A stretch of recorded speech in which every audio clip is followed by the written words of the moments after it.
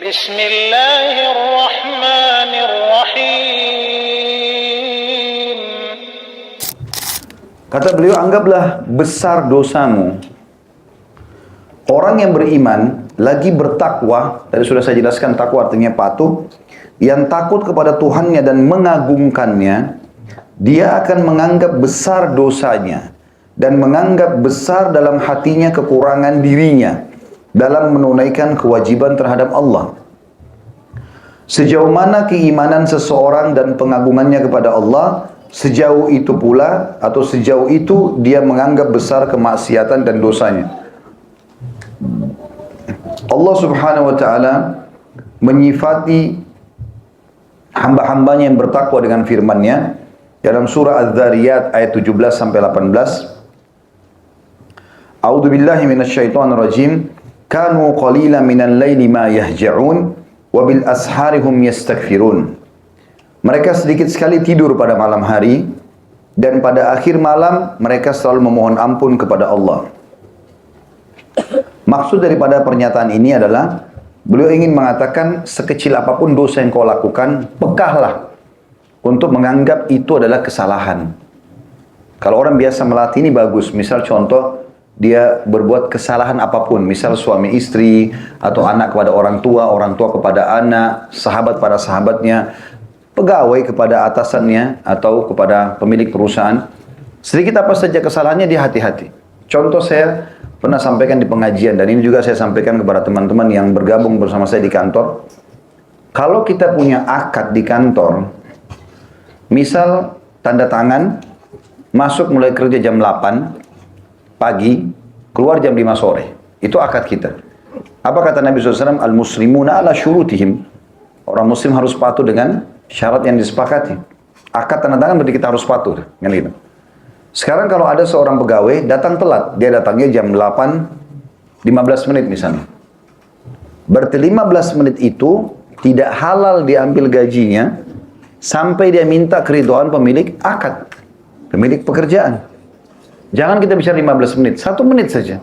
Karena kan akadnya kita jam 8. Bagaimana caranya? Datang minta. Tadi saya telat, saya datang jam 8:15 menit. Maka apa konsekuensinya dari perusahaan? Oh, Anda harus lembur nanti, pulang jam 5:15, oke? Dipotong gaji, baik. Kalau kita alasan macet, kalau semua orang alasannya macet, maka tidak akan pernah ada orang yang kerja on time. Kalau gitu keluar lebih cepat misalnya. Kecuali betul-betul kena udzur syar'i ya. Saya pernah berbicara dengan seorang sahabat saya di Madinah. Dosa saya sebutkan namanya, tapi sahabat dekat saya. Kadang-kadang saya kalau datang umroh, terutama kalau Ramadan biasanya bimbing umroh, saya sering motivasi teman-teman saya walaupun yang di sana. Kalau pertama telepon tanya, Assalamualaikum apa kabar segala macam, saya bilang, sudah umroh Ramadan akhi? Kadang-kadang pertanyaan itu saya lemparkan. Oh belum Khalid umroh. Kenapa? Mbak, jawabannya teman saya dulu, Makkah zahmah, bahasa Arab ini. Maksudnya Makkah itu penuh sekali, padat Ramadan gitu kan. Terus saya bercanda sama dia. Saya bilang kalau ente mau tunggu Makkah kosong, nggak akan terjadi sampai hari kiamat. Hah? Kalau alasan tidak umroh, tidak haji karena padat tawaf, terus kapan mau kosong? Mau tunggu bapak ibu sendirian di situ? Nggak bakal ada, gitu kan? Itu bukan alasan. Toh setelah kita masuk ke tempat tawaf, walaupun padat, saya berapa kali perhatikan sama jemaah, saya bilang yang penting niat kita ikhlas bapak ibu sekalian, kita niat juga tidak desak orang akan mudah. Saya kemarin Oktober sempat bimbing umroh akbar, Masya Allah yang ikut sama kami 520 orang. 13 bus, gitu kan. Masuk tempat tawaf, saya sampai kaget tempat tawaf itu. Kosong, di depan saya kosong. Saya lagi bimbing di depan, kayak kosong. Ada orang tawaf, tapi kayak kosong, kayak mudah sekali. Karena ini di belakang saya 500 orang ini. Di tempat tawaf, di tempat sa'i, Masya Allah mudah. Allah SWT bisa mudahkan itu kan. Jadi jangan selalu jadikan alasan itu. Saya bilang sama teman saya begitu tadi. Kalau ente mau tunggu Mekah kosong, ini nggak bakal mungkin kosong gitu. Mustahil gitu. Harusnya difahami poin-poin seperti ini tentunya ya. Jadi kita harus memicu diri kita sendiri untuk bisa berubah. Ingat, Allah tidak akan mengubah kita sampai kita mau mengubah diri kita sendiri. Allah mengatakan dalam Al-Quran, A'udzubillahi minasyaitonir rajim, Innallaha la yughayyiru ma biqaumin hatta yughayyiru ma bi anfusihim. Allah tidak akan mengubah nasib satu kaum sampai mereka mengubah nasib mereka sendiri.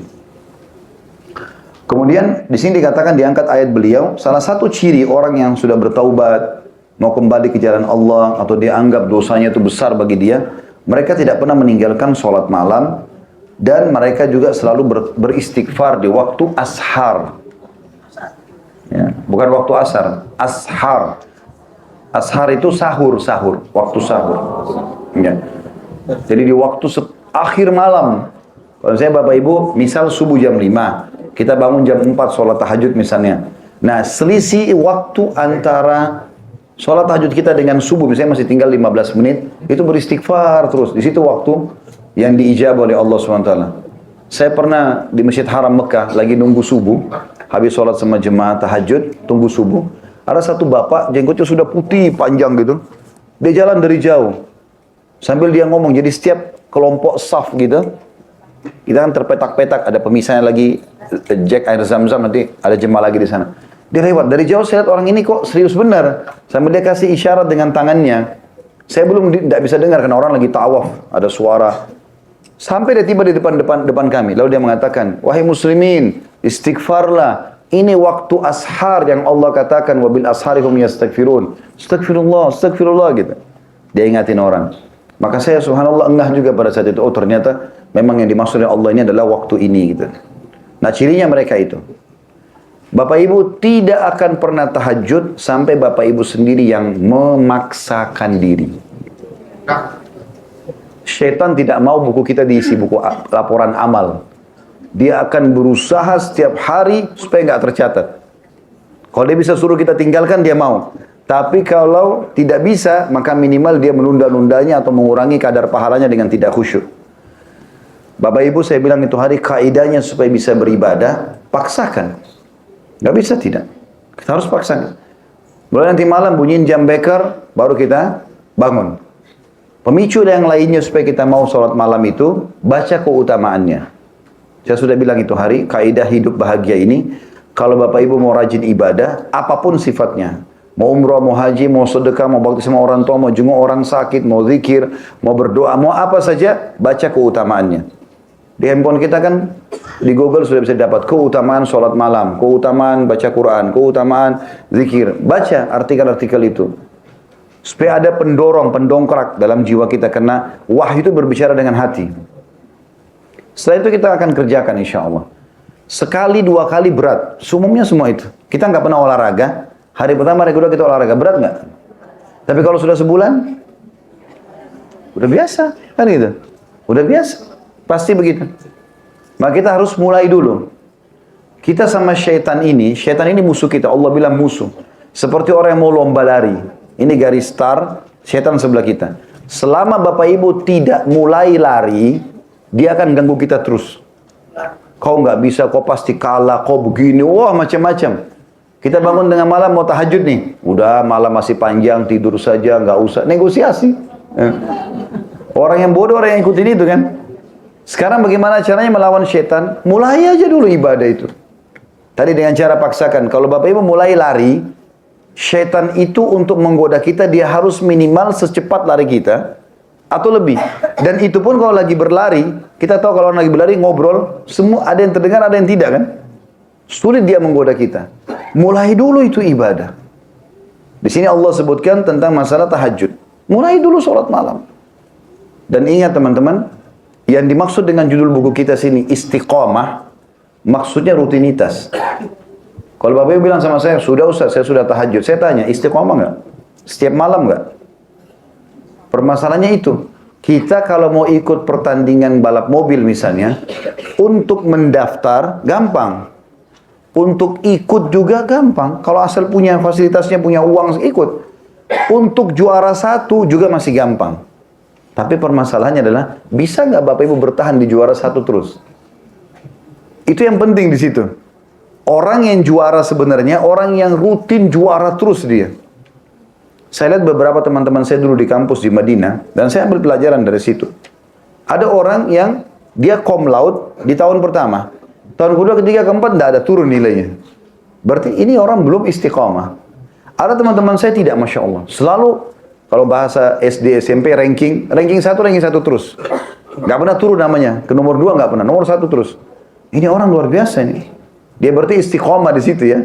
Seperti itu yang dimaksud dengan istiqomahnya itu. Juga masalah istighfar. Selalu aja ngomong lisannya nih, astagfirullah wa atubu ilaih, astagfirullah. Terus. Ibu lagi belanja di supermarket. Sambil istighfar kenapa? Susahnya apa? Ngambil barang, astagfirullah wa atubu ilaih. Ada orang ulangin lagu dandutnya, ada orang nyanyi dan itu. Ibu istighfar dan bapak sekalian. Apa susahnya? Lagi lampu merah istighfar. Daripada lihat helmnya orang warna apa, mobil merek apa. Astagfirullah wa atubu ilaih. Kata Nabi SAW, siapa yang melazimkan istighfar, rutinkan, maka Allah akan jadikan jalan keluar dari setiap permasalahannya, dan Allah berikan rezeki dari tempat tidak disangka-sangka. Dalam ayat lain Allah berfirman di dalam surah Al-Imran ayat 16 sampai 17. A'udzu billahi minasyaitonir rajim. Alladzina yaquluna rabbana innana amanna faghfir lana dzunubana wa qina adzabannar. As-sabirina was-sadiqina wal-qanitina wal-munfikina wal-mustakfirina bil ashar. Orang-orang yang berdoa atau rutin berdoa ini termasuk orang yang dianggap istiqomah dalam agama Allah, rutin berdoa dan yang sering dia ucapkan, wahai Tuhan kami, sesungguhnya kami telah beriman, maka ampunilah dosa-dosa kami dan lindungilah kami dari azab neraka. Juga orang-orang yang selalu sabar. Makna sabar adalah menerima keputusan Allah dan ikhtiar. Sabar bukan elus dada duduk manis. Tapi kita menerima, misalnya kita bangun tidur, flu.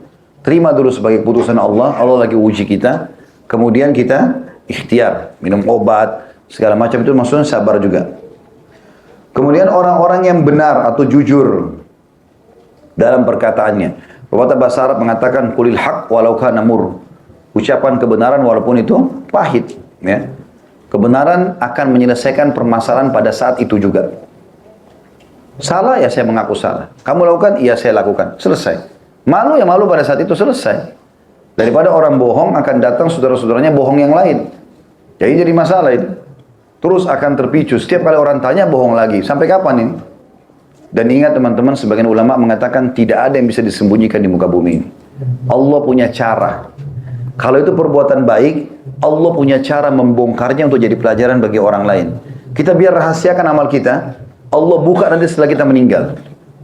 Untuk jadi menambah pahala kita. Kalau itu perbuatan buruk, Allah punya cara membongkarnya. Terutama kalau orang ini tidak berhenti dari kejahatannya. Allah akan bongkar kesalahan-kesalahan tersebut dengan caranya. Gitu kan? Ini tidak mungkin. Jadi kalau bilang ini rahasia saya, rahasia dari mana? Ada di sini Bapak Ibu yang punya rahasia sampai sekarang belum pernah terbongkar? Dari kecil, Masya Allah? Atau sudah terbongkar semua? Berarti orang bodoh kalau dia bilang, oh saya bisa rahasiakan sampai saya mati. Dari mana?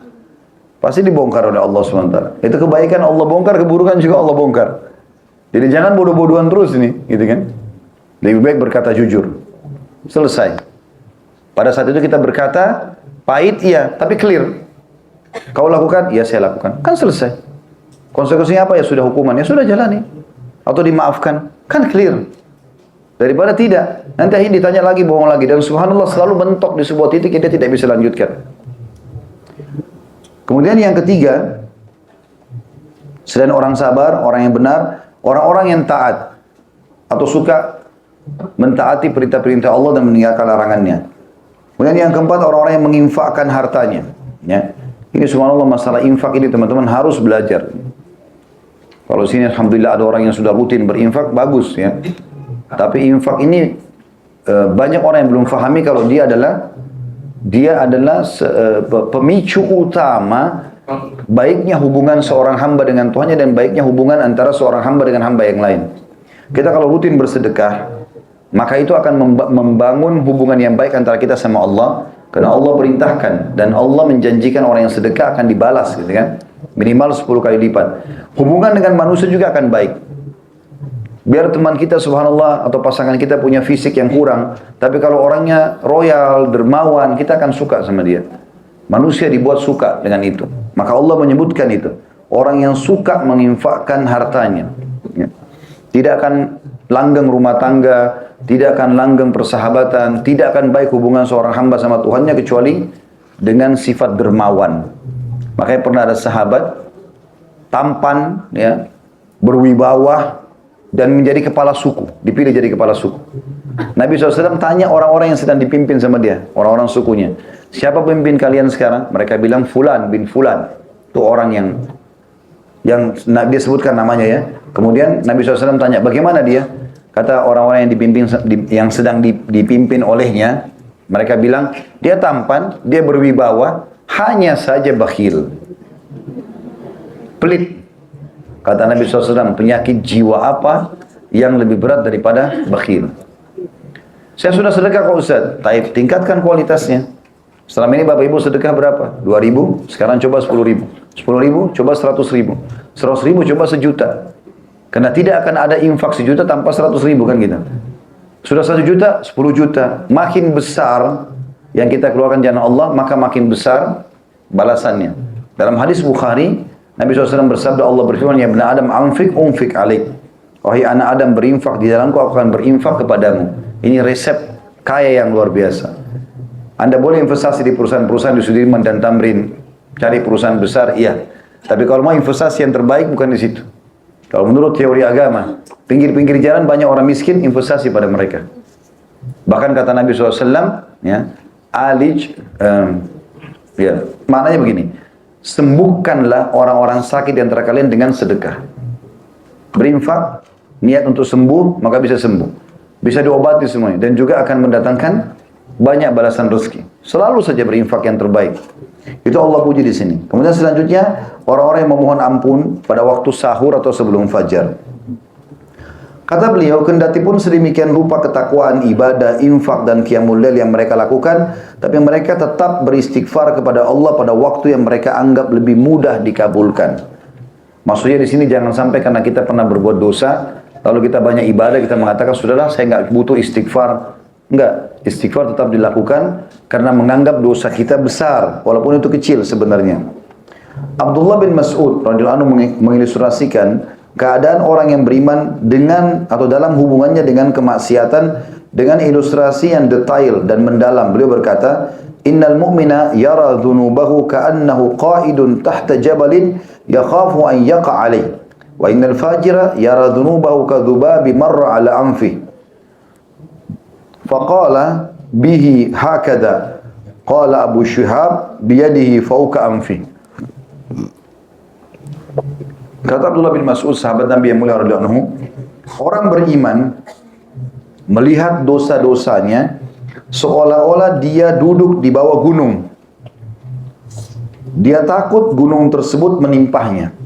Jadi walaupun kecil dosanya, dia seperti duduk dan gunung ini sudah mau menimpa kepalanya, seperti sesuatu yang besar. Sementara orang yang suka berbuat dosa atau fasik melihat dosanya walaupun besar hanya seperti lalat yang lewat di atas hidungnya. Dia hanya melakukan begini. Ibnu Syihab yang meriwayatkan hadis ini menggambarkan, yakni mengibasnya atau mengibaskan tangannya di atas hidungnya. Jadi orang yang suka berbuat dosa, walaupun dia sudah buat dosa besar sampai membunuh orang, sampai memerkosa dan segala macam, dia lihat cuma seperti lalat hingga di hidungnya lalu dia usir seperti ini. Jadi kayak kecil sekali bagi dia. Ini gambaran tentang perbedaan antara orang mukmin yang takut sekali dengan dosa walaupun kecil seperti gunung yang besar di atas kepalanya akan menimpanya, sementara orang fasik justru menganggap dosa besar hanya seperti lalat yang hinggap di hidungnya. Ibnu Abi Jamrah mengatakan hikmah dalam penyerupaan dosa dengan gunung ialah bahwa hal-hal yang membahayakan selain gunung ada kalanya diperoleh faktor yang menyelamatkan darinya. Berbeda dengan gunung apabila menimpa seseorang, maka biasanya dia tidak dapat selamat darinya. Maksudnya di sini Abdullah bin Mas'ud berikan gambaran seperti gunung yang akan menimpanya. Itu untuk memberikan gambaran, walaupun dosa kecil pasti akan ada hukumannya. Maka bagaimana seseorang berusaha menyelamatkan diri dari timpahan gunung tersebut. Ya. Al-Muhib At-Tabari berkata, ini hanyalah sifat orang yang beriman karena begitu takutnya kepada Allah dan hukumannya. Karena ia merasa yakin dengan dosa-dosanya dan tidak yakin mendapatkan ampunan. Sedangkan orang yang suka berbuat dosa sedikit pengetahuannya tentang Allah. Karena itu kurang rasa takutnya dan menganggap remeh kemaksiatannya. Saudaraku yang mulia, kata beliau, jika aku letakkan diriku juga dirimu pada timbangan Ibnu Mas'ud radhiyallahu anhu, dan bagaimana kita melihat kemaksiatan-kemaksiatan dan dosa-dosa kita, maka kita termasuk dalam timbangan yang mana? Apakah kita termasuk mereka yang melihat dosa-dosanya laksana gunung, ataukah termasuk orang-orang yang melihat dosanya seperti lalat? Maksudnya penulis ingin mengajak kita berpikir, kalau Bapak Ibu yang sedang membaca tulisan beliau ini menganggap bahwasanya semua dosa yang pernah kita lakukan, gak apa-apalah, cuma begitu, kamu terlalu alim, misalnya dia justru menghardik orang yang mengingatkannya, berarti kita termasuk orang-orang fasik menurut Ibnu Mas'ud. Tapi kalau kita berbuat sedikit kesalahan saja, misal contoh para salafus saleh itu, mereka kalau telat sholat subuh saja di masjid, kata Abdullah bin Umar radhiyallahu anhu, beliau berkata, saya pernah membuat dosa kecil, tapi beliau tidak rincikan dosanya. Itu sudah cukup membuat Allah mengharamkan saya sholat subuh berjamaah di masjid sebulan. Dia anggap hilangnya kesempatan berjamaah, bangun tiba-tiba sudah terbit, itu ada dosanya. Para salafus saleh lebih pekah lagi. Mereka menganggap kalau mereka lewat di sebuah tempat tercium bau bangkai atau bau busuk, langsung istighfar kepada Allah. Dia jalan kesentuh kakinya batu, istighfar kepada Allah. Dia yakin itu peringatan. Itu yang Allah sebutkan tentang Nabi Daud alaihissalam. Nabi Daud pernah duduk di singgasananya, lalu Allah lemparkan bangkai. Begitu lihat saja, kena matanya dia sesuatu yang tidak dia suka, langsung Nabi Daud sujud. Tidak angkat kepalanya sampai Allah datangkan Jibril alaihissalam. Mengatakan, hai Daud, sesungguhnya Tuhanmu hanya mengujimu. Begitu mereka pekahnya. Kita subhanallah cium bau bangkai, lihat makanan basi, nggak peduli, gitu kan? Padahal semua itu semua peringatan dari Allah subhanahu wa ta'ala. Dalam Sahih Bukhari disebutkan dari Gailan, dari Anas radhiyallahu anhu, dia berkata, innakum la ta'maluna a'malan hiya adakku fi a'yunikum minasy sya'r in kunna na'uddu ala ahdi Nabi SAW mubiqat. Sesungguhnya kalian benar-benar melakukan perbuatan-perbuatan yang lebih kecil daripada rambut dalam pandangan kalian.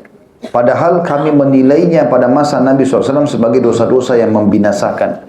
Hadis riwayat Bukhari nomor 6492. Maksudnya Anas bin Malik ingin menggambarkan pada masa beliau ada orang-orang yang melakukan misalnya perzinahan atau riba. Itu di zaman Nabi kami sudah takut sekali dengan dosa-dosa besar itu. Tapi kalian anggap itu seperti bukan pelanggaran, hanya seperti sebuah rambut yang dicabut dari kepala selesai. Padahal sebenarnya pelanggarannya sangat besar. Ya, ini contoh saja yang disampaikan oleh beliau. Seorang muslim merenungi asal ini dengan kebingungan dan bertanya-tanya. Anas radhiyallahu anhu mengatakan hal itu kepada salah seorang tabi'in dan salah seorang muridnya untuk mengilustrasikan perbandingan antara pandangan mereka terhadap dosa mereka dengan pandangan para sahabat Nabi ridwanullahi alaihim. Seorang muslim bertanya-tanya dalam dirinya, sebesar apa dosa-dosa para tabi'in tersebut? Tahu tabi'in ya? Tabi'in istilah bagi generasi yang belajar dari sahabat. Yang belajar dari Nabi namanya sahabat. Yang belajar dari sahabat namanya tabi'in. Artinya penulis bilang, ini Anas bin Malik berkata kepada muridnya namanya Gailan, ini orang soleh. Lalu dia nasihati muridnya, dia mengatakan, sungguh kalian di zaman sekarang ini, zaman tabi'in ini masih kurang maksiat. Tidak kayak kita sekarang gitu. Tidak tahu kalau Anas bin Malik hidup di zaman kita sekarang, Allahu alam. Apa yang beliau akan katakan gitu. Dia bilang sesungguhnya kalian di zaman ini, zaman generasi tabi'in, masih generasi emas, belajar dari para sahabat. Kalian melakukan dosa yang sudah besar, tapi kalian anggap seperti sebuah rambut saja, sehelai rambut. Yang kami sudah anggap itu dosa yang sangat menakutkan di zaman Nabi SAW. Kata beliau, dan bagaimana perbandingan antara pandangan kita terhadap dosa-dosa kita dan kekurangan kita dalam pandangan generasi tersebut? Apa kira-kira yang akan dikatakan Anas bin Malik, sahabat Nabi yang mulia, seandainya dia melihat apa yang kita lakukan? Ya. Subhanallah, di zaman kita ini Bapak Ibu sekalian, semua yang menjadi pemicu umat lain dulu sebelum kita dibinasakan sudah ada semua sekarang. Contoh misal, kaumnya Nabi Lut disiksa kenapa? Homoseksual, kan gitu. Zaman kita ada nggak? Padahal dulu tuh mereka dibinasakan hanya karena dosa itu. Gitu. Kemudian Nabi Shu'aib, kaumnya curang dalam timbangan. Gitu. Ada sekarang banyak kan terjadi. Baik. Nabi Saleh, mereka memungkiri mukjizat sampai membunuh unta. Sekarang bukankah banyak orang memungkiri Al-Quran, bahkan mengaku muslim, dan bicara di medsos mengatakan Quran perlu direvisi. Padahal otaknya yang butuh direvisi ini. Baru lahir kemarin, tiba-tiba Quran yang 1400 tahun ganti aja tuh. Gak sesuai dengan zaman sekarang. La haula wa la quwata illa billah. Gitu kan? Dan banyak contoh-contoh. Jadi dosa-dosa yang membuat umat dulu disiksa, udah banyak. Sekarang ada semua di zaman kita. Jadi para ulama mengingatkan, kita ini harus hati-hati. Karena satu dosa saja yang dulu umat disiksa, itu udah ada sama kita. Dan bahkan bertumpuk dalam satu kejadian. Kita lewat di sini ada tempat perzinahan, digabung perzinahan itu dengan khamr, ya, digabung dengan perempuan buka aurat, digabung-gabung segala macam. Satu tempat penuh dengan semua pelanggaran. Yang satu saja sudah cukup kita dihukum gitu kan. Maka harusnya kita berhati-hati dengan masalah seperti ini. Tidak boleh dianggap remeh. Judul kita ini kan kita harus menganggap dosa kita besar, ya, supaya kita tidak mau melakukannya, pelanggaran itu. Walaupun teman-teman di kantor itu, misalnya kita kerja di kantor, ini contoh rasionalnya. Kita tahu nih, kalau kita melanggar, kita akan ditegur nanti atau bahkan bisa dikeluarkan. Ada pegawai yang cerdas. Oh ini pelanggaran. Dia nggak mau sentuh pelanggaran itu. Dia mau kerja benar, dia mau namanya harum, dapat gaji. Ada pegawai nggak? Coba aja deh, tes dulu. Selama belum ditegur, buat aja dulu. Berarti dia sengaja menyerumuskan dirinya pada hukuman. Kalau datang hukuman nanti baru dia nyesal. Untuk apa? Setelah dikeluarkan dari pengangguran, kan pelanggaran itu disampaikan untuk diketahui dan dijauhi. Perusahaan juga pada saat Bapak Ibu lagi melamar kerja, maka yang pertama disebutkan apa? Fasilitasnya kan. Kalau kau kerja dapat gaji ini dengan pekerjaanmu ini. Tapi perusahaan juga sebutkan, tapi kalau Anda melanggar akan ada hukuman ini. Perusahaan maunya kita melanggar atau kita patuh? Patuh. Perusahaan tidak mau itu. Memang dia tidak mau pelanggaran itu terjadi. Cuman dia bilang kalau terjadi. Allah Azza wa Jalla, Allah sang pencipta maunya begitu sebenarnya. Allah sebutkan pelanggaran-pelanggaran supaya jangan dilakukan ya. Allah lebih mau kita lakukan ketaatan-ketaatan. Kata beliau, perasaan yang sama kita lihat pada Hudzaifah bin Al-Yaman radhiyallahu anhu, sahabat Nabi yang mulia, ketika dia mengatakan in kana ar-rajulu la yatakallam bil kalima ala ahdi Rasulillah sallallahu alaihi wasallam fayasiru biha munafiqan wa inni la asma'uha min ahadikum fil maq'adil wahidi 4 marrat. Sesungguhnya seseorang mengatakan suatu perkataan pada masa Rasulullah SAW, maka dengan perkataan itu ia menjadi munafik. Di zaman Nabi, ada beberapa kalimat kalau diucapin, orang sudah vonis, ini munafik nih. Misal, tapi aku mendengar perkataan itu dari salah seorang kalian 4 kali dalam satu majlis. Gitu kan? Ini tentu perkataan Hudzaifah tentang keadaan tabi'in pada saat itu. Ini juga berlaku bagi sebaik-baik manusia yang ada pada umat ini sesudah Nabi SAW. Pernah Umar bin Khattab radhiyallahu anhu menemui Abu Bakar As-Siddiq radhiyallahu anhu dalam keadaan memegang lidahnya. Lalu Abu Bakar mengatakan, lisani awradanil mawarid. Lisanku inilah yang membawaku kepada tempat-tempat kebinasaan.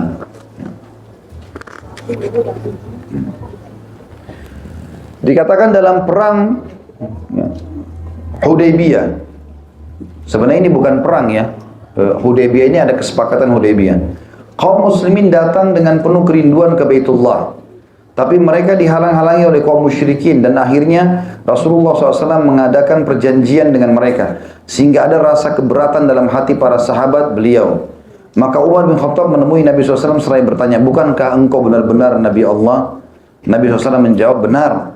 Dia bertanya lagi, bukankah kita berada di atas kebenaran dan musuh kita di atas kebatilan? Maksudnya orang Quraisy ini yang nahan-nahan kita mau masuk umrah.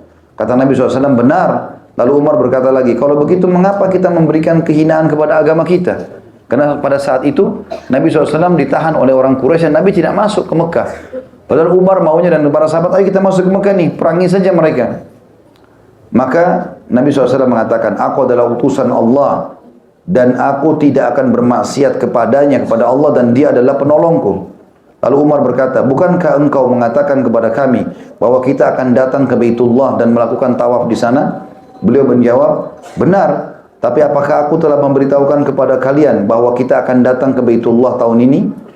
Maka Umar berkata, tidak. Maka beliau SAW bersabda, sungguhnya kamu akan datang dan bertawaf di sana.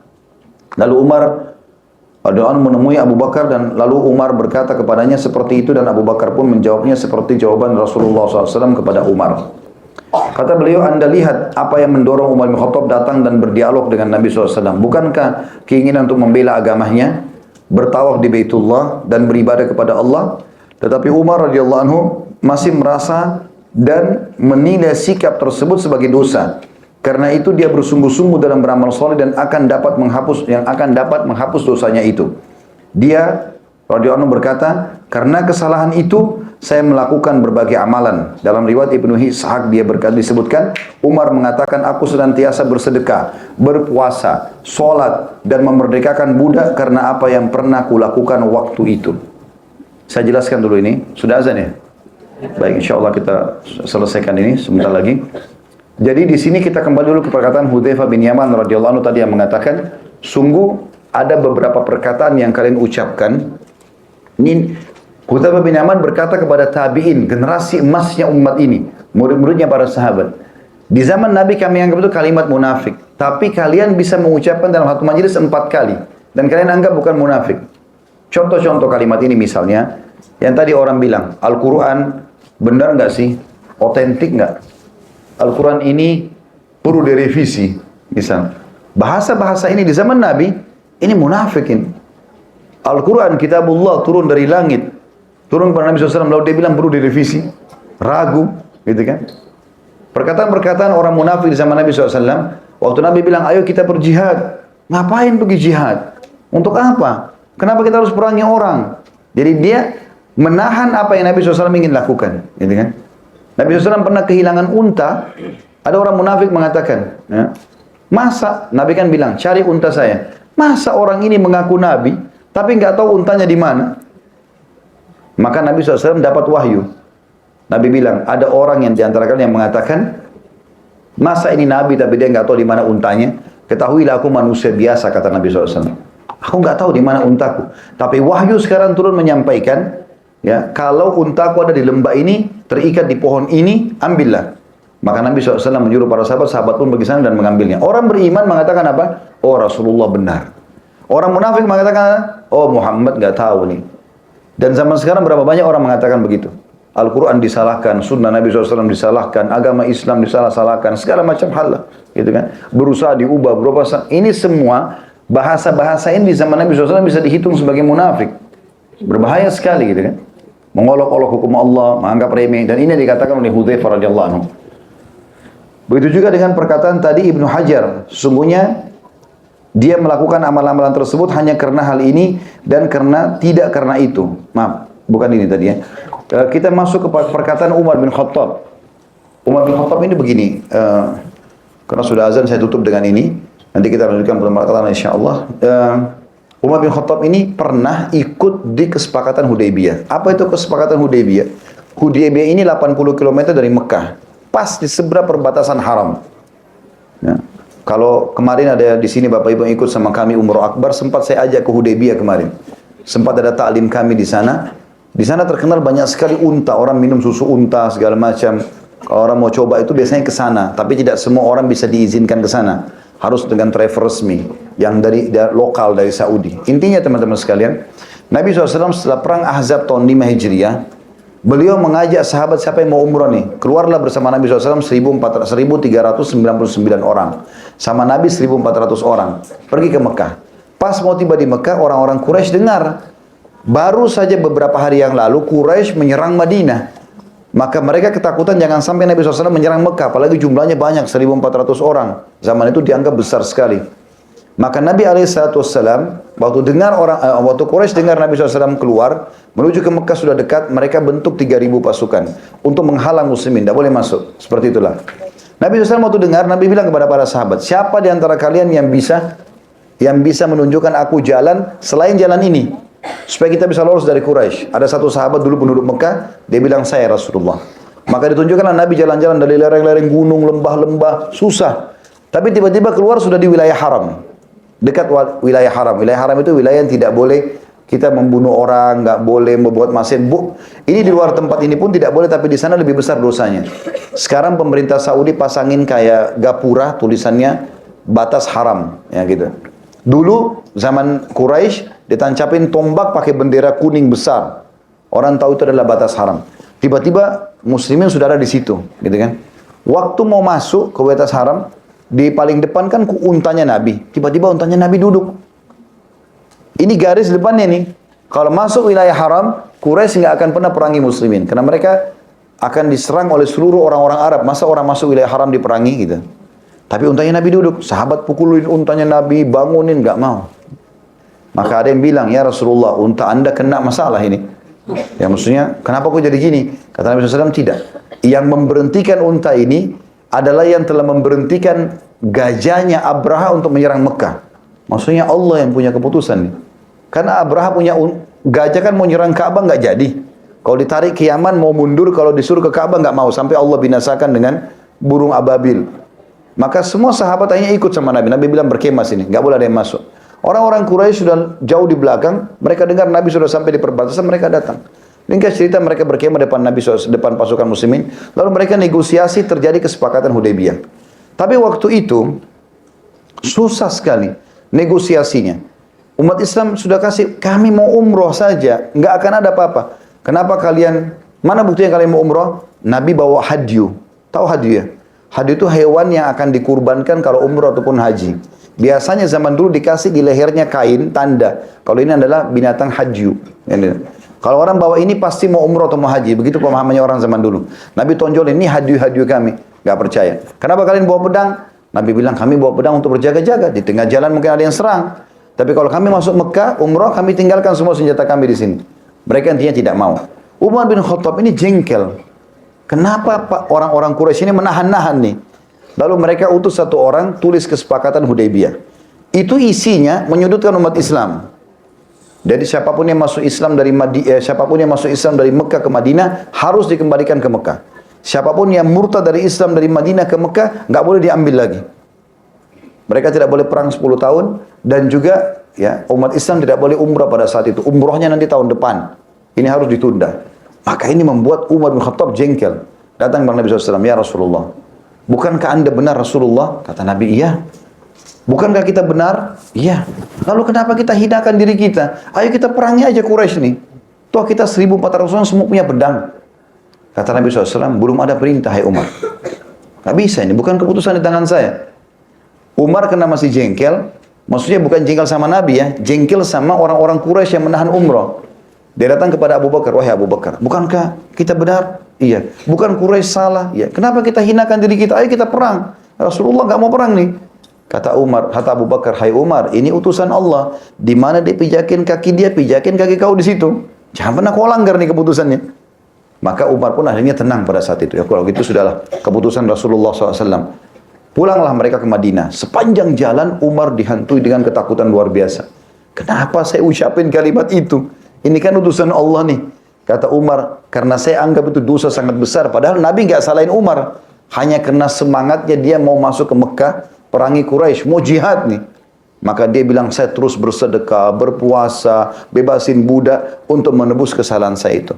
Dan ini sesuai dengan apa yang dituliskan oleh penulis tentang masalah orang menganggap, sebaiknya orang itu menganggap perbuatan dosa yang dia lakukan dibesarkan dalam jiwanya supaya dia tidak melanggar atau melakukan dosa yang lain lagi. Allahu a'lam. Ini bahasan kita insyaAllah dan kita akan lanjutkan nanti pertemuan akan datang. Baik, mungkin begitu saja bahasannya insyaAllah. Mohon maaf karena sudah masuk waktu asar, saya tidak bisa buka pertanyaan. Dan salah satu mungkin yang saya harus beratkan, dalam pengajian kita tidak terlalu fokus ke pertanyaan. Kita akan lebih fokus ke materi, kecuali ada waktu ya. Karena tujuan saya adalah bagaimana Bapak Ibu pulang membawa ilmu daripada pertanyaan. Karena kadang-kadang pertanyaan juga ini bisa memicu atau mengurangi ya semangat atau ilmu yang sudah didapatkan. Apalagi kalau di luar tema. Allahu a'lam. Mudah-mudahan dia bisa diambil manfaatnya. Dan kalau ada benar dari Allah, berasal dari saya mohon dimaafkan. Subhanakallah wa bihamdika. Asyhadu an la ilaha illa anta astaghfiruka wa atubu ilaik. Assalamualaikum warahmatullahi wabarakatuh.